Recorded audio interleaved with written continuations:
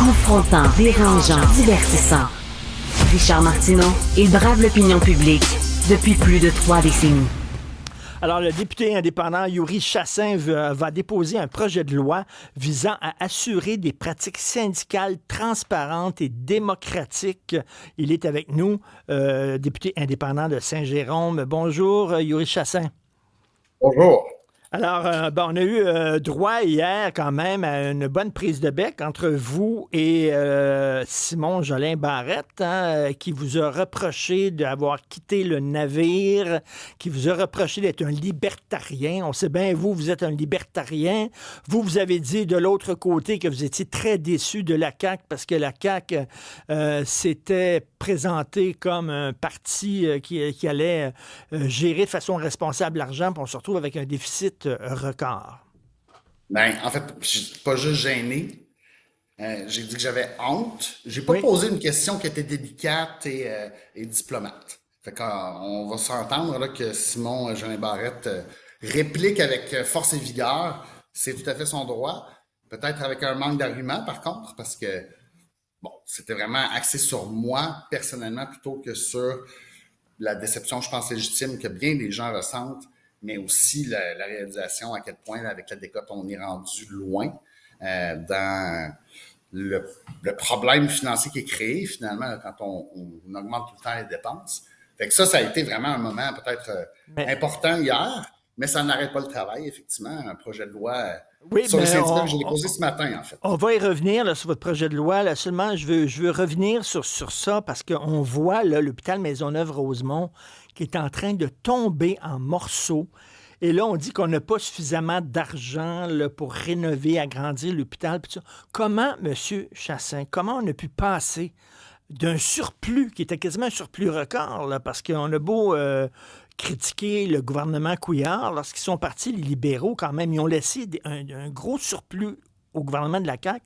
Comment on a pu passer à travers ce surplus-là et en plus creuser une dette historique? C'est hallucinant.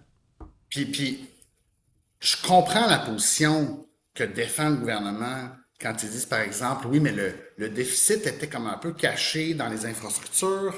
C'était problématique parce que justement, on avait laissé aller le déficit de maintien d'actifs. Là, donc, on avait laissé aller, on n'avait pas maintenu les infrastructures. Peut-être. D'accord. Il y avait une note aux états financiers, tout ça. Mais à la fin, il me semble qu'on a, après 6 ans et demi,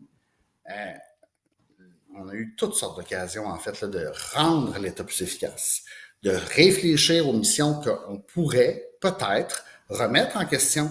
Puis c'était le parti qui devait remettre en question les Chaki. Ça, c'est pas un travail qui a été fait. Le premier ministre l'a reconnu d'ailleurs dimanche. Il dit, j'ai un regret. Là, mais oui, mais ça fait 5 fois qu'on nous dit là, qu'on regrette de ne pas l'avoir fait. À un moment donné, c'est ça. On construit le stade olympique, le taux du stade olympique, ça, il n'y a pas de manque d'argent, par contre. Hein. Ben oui, puis 46 millions pour des études là, pour le 3e lien. Et vous, quand vous avez joint le bateau, l'aventure de la CAQ, vous croyez c'était comme ça là, qu'on avait présenté la CAQ, un gouvernement de comptables, un gouvernement responsable, un gouvernement qui va réduire les dépenses, qui va même rendre la fonction publique plus efficace. Ça. On n'a jamais vu autant de fonctionnaires dans l'État québécois depuis que la CAQ est là. Et puis, dans le fond, à chaque problème, il y a une nouvelle occasion de créer un nouveau programme avec une nouvelle bureaucratie, un nouvel organisme, puis on ne remet pas en question ce qui existe déjà. À un moment donné, je pense que c'est un petit peu ça aussi, l'espèce d'effet de cliquet, ratchet effect en anglais, là, mais tu sais, c'est comme on avance, puis ça devient la nouvelle norme, ces dépenses-là. Fait que les ministres ont beau jeu de dire, regardez, on a augmenté les dépenses en éducation, en santé de plus de 50%. Ben oui, mais bravo pour l'effort, mais le résultat, il n'est pas à l'avenant. Et c'est ça le problème.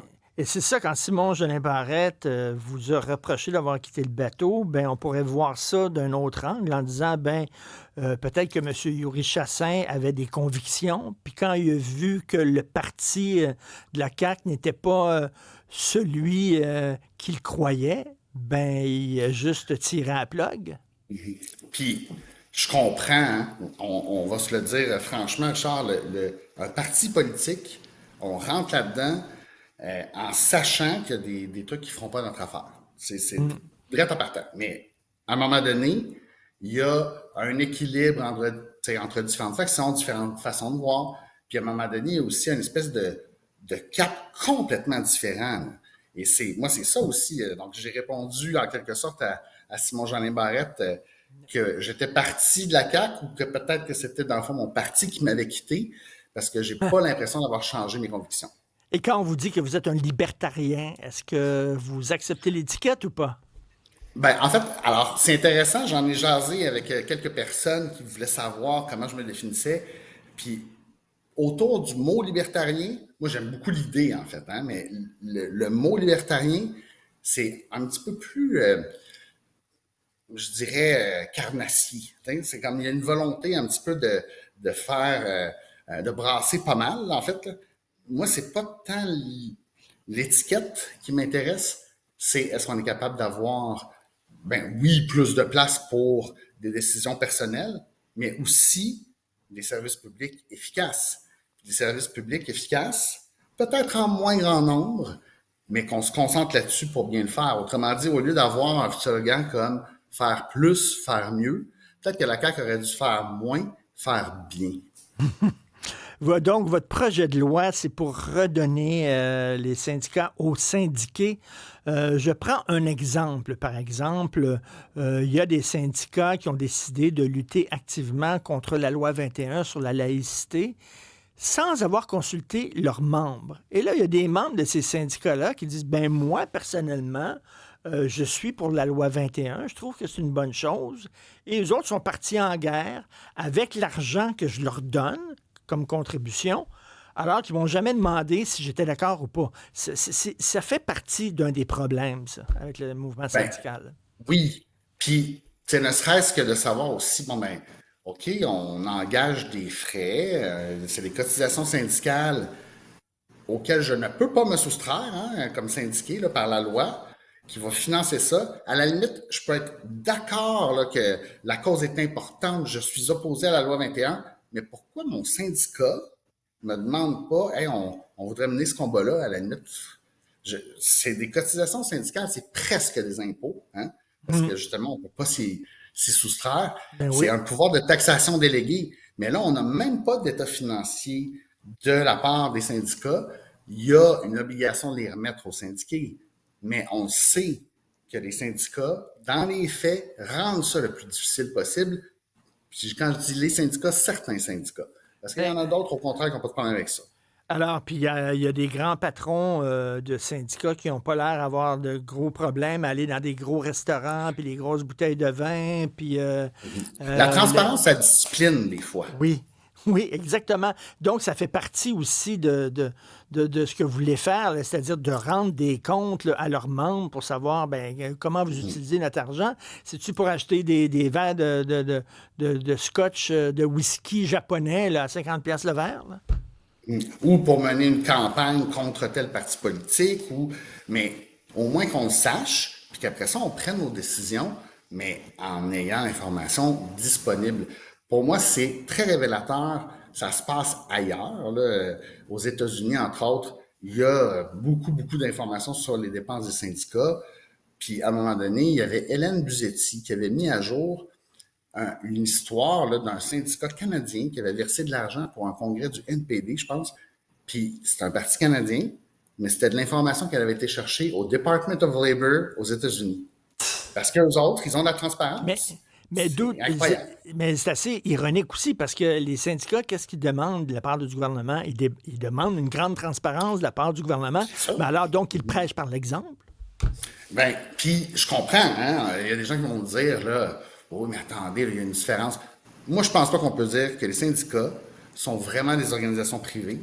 Elles vivent grâce à des pouvoirs que l'État leur confère, avec des crédits d'impôt généreux pour les fonds fiscalisés, mais c'est aussi déductible d'impôt quand on paye une cotisation syndicale, quand on a, par exemple, un fonds de grève, parce qu'il y en a qui font autre chose avec l'argent qu'un fonds de grève, mais on veut juste le savoir. Puis Ben après oui. ça, ben, les syndiqués, ils prendront leurs décisions. C'est la fête des travailleurs demain. Là. C'est la journée internationale des travailleurs et travailleuses. C'est eux, à la fin, qui devraient avoir le choix. Vous êtes député de Saint-Jérôme. Est-ce que vous avez des gardiens de sécurité devant votre bureau de comté? Parce que vous avez vu ce qui s'est passé au Conseil du patronat du Québec, hein? Juste parce qu'ils Ouais. appuient la loi 89, là, qui veut un peu encadrer le droit de grève, Alors, ils se sont fait vandaliser. puis là, moi, j'ai entendu à la CSN, une présidente de la CSN très ouverte à rembourser des frais de nettoyage. Alors, nous-mêmes qui avons eu des collants, on lui envoie une lettre pour lui demander si elle est sérieuse, parce qu'effectivement, notre propriétaire a engagé des frais, alors que, puis quelle ironie, je suis plutôt du bord du syndicat sur la loi 89. Tu sais. C'est Ah un peu oui? particulier. Fait que Ah là, je me oui? dis, si je suis d'accord avec eux puis qu'ils me ciblent quand Mais, même, qu'est-ce que ça va être quand je serai pas d'accord? mais là, avec votre projet de loi, on va vous taxer d'être anti-syndical, hein, c'est ça, là? Le gros truc. Euh, Puis est-ce qu'il y a des partis qui ne voudront pas appuyer ce projet de loi-là de peur d'avoir l'air antisyndical? Ben, alors tout à l'heure, là, parce que on est presque voisins de bureau, ça donne comme ça. J'ai voulu offrir une copie de mon projet de loi dédicacé à Alexandre Leduc, le député de Québec solidaire de Chagrin-Maisonneuve. Bon, lui a son projet de loi qui arrive demain sur le télétravail, ça fait que on fera peut-être un échange, quelque chose comme ça. Alors, je pense qu'il y a beaucoup de gens qui sont syndiqués. Moi, je suis syndiqué, hein, l'Union des artistes, c'est mon syndicat. Puis, veut dire, on demande une transparence de la part de notre syndicat parce qu'on leur envoie une contribution annuelle. Puis on veut savoir ce qu'ils font avec notre argent. Donc, c'est quoi la suite des choses, Ouais. là?